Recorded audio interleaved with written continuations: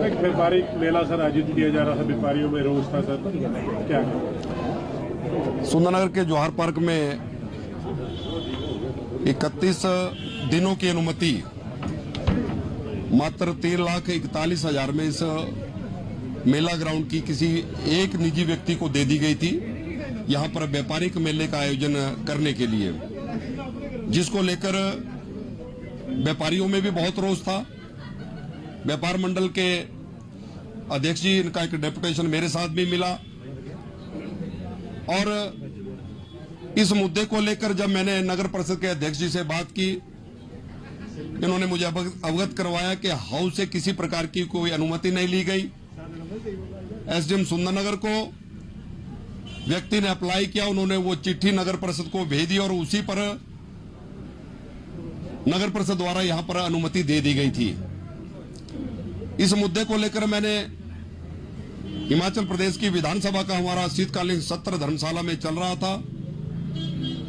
उसमें नियम 62 के तहत ध्यानाकर्षण प्रस्ताव इस मुद्दे को लेकर मैं विधानसभा के सदन के अंदर लेकर आया। यूडी मिनिस्टर विक्रमादित्य सिंह जी ने मुझे आश्वस्त किया कि हम स्थायी नीति बनाएंगे, भविष्य में इस प्रकार के मेले प्रदेश के किसी भी स्थान पर आयोजित ना हो। और मैंने मुख्यमंत्री से आग्रह किया, मैंने कहा मैं मुख्यमंत्री जी से आश्वासन चाहता हूं। मुख्यमंत्री जी ने भी सदन के अंदर भी आश्वस्त किया कि हम एक स्थायी नीति बनाएंगे और पूरे प्रदेश में जो पारंपरिक मेले मनाए जाते हैं उसके अलावा इस प्रकार के मेले आयोजित ना किए जाए, चाहे वो सुंदरनगर की बात हो, चाहे वो मंडी की बात हो, चाहे सोलन की हो, चाहे ऊना की हो, चाहे हमीरपुर की हो, पूरे प्रदेश में इसके लिए कोई स्थायी नीति बनाई जाएगी। लेकिन जहां सुंदरनगर में इसकी अनुमति दे दी गई थी, व्यापारियों में रोष था। मेरी नगर परिषद के अध्यक्ष जी से बात हुई और हमने आज विशेष बैठक यहां नगर परिषद के अध्यक्ष जी ने यहां पर बुलाई और नगर परिषद की आज की इस बैठक में सर्वसम्मति से निर्णय लिया गया कि इस मेले की अनुमति को तुरंत प्रभाव से जो है वो रद्द किया जाता है, क्योंकि जो अनुमति का पत्र भी दिया गया उसमें भी एक क्लॉज है कि 72 घंटे के अंतर इस मेले को जो है हम रद्द कर सकते हैं। और नगर परिषद के हाउस को बिना विश्वास में लिए अनुमति दी गई थी, जो एक चर्चा का विषय बना हुआ था। लेकिन मैंने सदन के अंदर भी, सदन के बाहर भी और व्यापारियों के साथ, अपने क्षेत्र की जनता के साथ हमेशा दुख की घड़ी हो, सुख की घड़ी हो, मैं साथ रहा हूं। और लेकिन कुछ लोग राजनीति कर रहे थे, कह रहे थे कि नगर परिषद में तो अध्यक्ष भारतीय जनता पार्टी का है, पार्षद भारतीय जनता पार्टी के हैं, ये अनुमति तो उन्होंने दी है। लेकिन मीडिया के माध्यम से मैं अपने क्षेत्र की जनता को बताना चाहता हूं कि 3 कांग्रेस से संबंधित पार्षद भी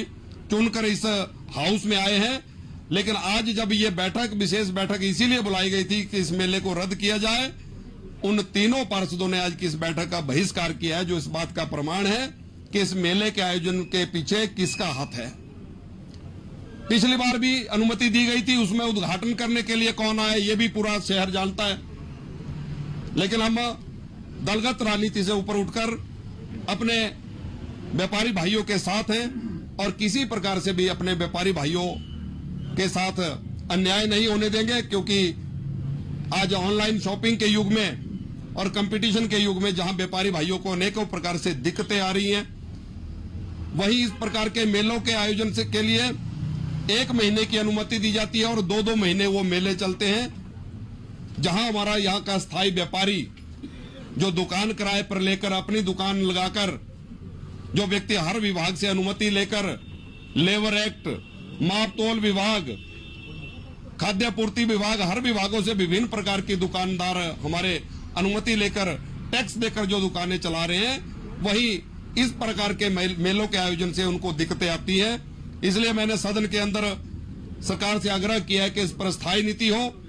और पारंपरिक मेलों के अलावा इस प्रकार के मेले ना सुंदरनगर में और ना ही प्रदेश के किसी कोने में मनाए जाएं। ये सरकार से भी विधानसभा सत्र के दौरान मैंने आग्रह किया है। लेकिन सुंदरनगर के इस मेले की जो अनुमति 31 दिनों के लिए दी गई थी, उस अनुमति को आज नगर परिषद की इस विशेष बैठक में आज निरस्त कर दिया है और ये मेला जो है अब सुंदरनगर के जौहर पार्क में नहीं मनाया जाएगा। ये नगर परिषद द्वारा आज यहाँ फैसला ले लिया गया है और मैं इसके लिए नगर परिषद के अध्यक्ष जी, सभी नगर परिषद के पार्षदों का धन्यवाद करना चाहता हूं कि जिन्होंने व्यापारी भाइयों की इस समस्या को देखते हुए इस मेले को तुरंत रद्द किया है।